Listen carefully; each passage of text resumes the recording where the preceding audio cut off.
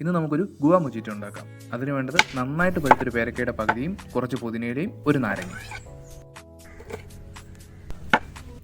ഇനി ഇതെല്ലാം നമുക്കൊരു ഗ്ലാസ്സിലേക്ക് ഇട്ട് കൊടുക്കാം.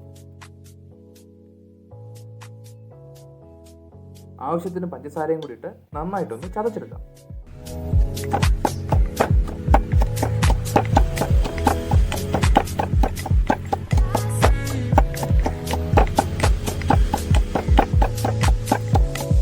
ഒരു ചെറുനാരങ്ങയുടെ പകുതി കൂടി പിഴിഞ്ഞു കൊടുക്കുക.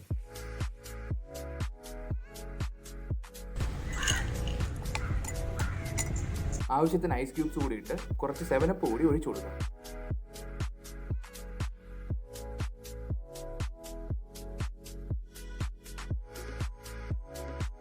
ഇനി ഇത് നന്നായിട്ടൊന്ന് ഇളക്കി കൊടുക്കാം.